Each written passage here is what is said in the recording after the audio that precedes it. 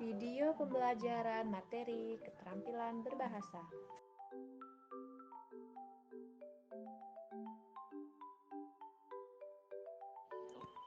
Apa pengertian keterampilan berbahasa?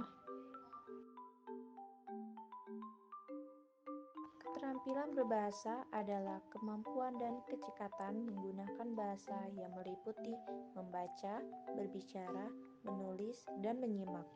Keterampilan berbahasa dapat dibagi menjadi dua, yakni secara lisan dan tulis. Dari kelompok keterampilan berbahasa secara lisan meliputi menyimak dan berbicara. Sedangkan dari kelompok keterampilan berbahasa secara tulis meliputi membaca dan menulis. Dan jika salah satu keterampilan berbahasa tidak dimiliki seseorang, maka seseorang tersebut tidak dapat mengungkapkan pikiran, tidak dapat mengekspresikan perasaan, tidak dapat menyatakan kehendak, atau melaporkan fakta-fakta yang kita amati. Dan juga seseorang itu susah untuk bergaul.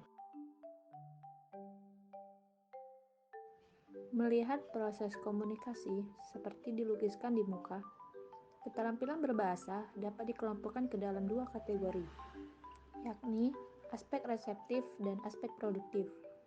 Aspek reseptif bersifat penerimaan atau penyerapan, seperti yang tampak pada kegiatan menyimak dan membaca.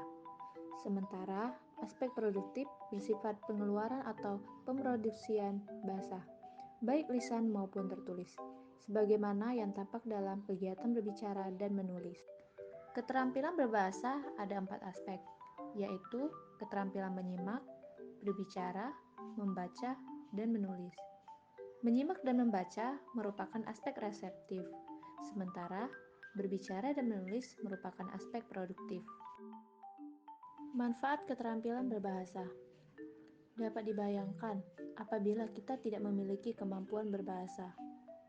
Kita tidak dapat mengungkapkan pikiran, tidak dapat mengekspresikan perasaan, tidak dapat menyatakan kehendak, atau melaporkan fakta-fakta yang kita amati. Di pihak lain, kita tidak dapat memahami pikiran, perasaan, gagasan, dan fakta yang disampaikan oleh orang lain kepada kita. Dalam aktivitas berbicara, si pengirim pesan mengirimkan pesan dengan menggunakan bahasa lisan. Sementara dalam menyimak, si penerima pesan berupaya memberi makna terhadap bahasa lisan yang disampaikan si penyampainya. Dalam kegiatan menulis, si pengirim pesan mengirimkan pesan dengan menggunakan bahasa tulis. Di pihak lain, dalam membaca, si penerima pesan berupaya memberi makna terhadap bahasa tulis yang disampaikan penulisnya. Dalam mengirimkan pesan, antara lain, si pengirim harus memiliki keterampilan dalam melakukan proses encoding. Sebaliknya, dalam menerima pesan, si penerima harus memiliki keterampilan dalam proses decoding. Dalam pemerolehan atau belajar suatu bahasa, keterampilan berbahasa jenis reseptif tampak banyak mendukung pemerolehan bahasa jenis produktif. Dalam suatu peristiwa, komunikasi seringkali beberapa yang bisa digunakan dalam komunikasi tulis. Keterampilan berbahasa bermanfaat dalam melakukan interaksi komunikasi dalam masyarakat.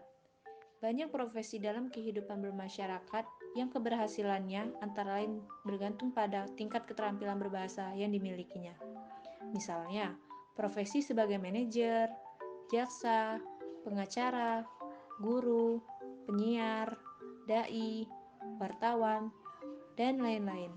Dalam aktivitas berkomunikasi, keempat aspek keterampilan berbahasa itu tidak digunakan secara tunggal, melainkan digunakan secara bersama-sama, guna mencapai tujuan komunikasi. Sekian penyampaian materi pembelajaran dari saya, dan terima kasih atas perhatiannya.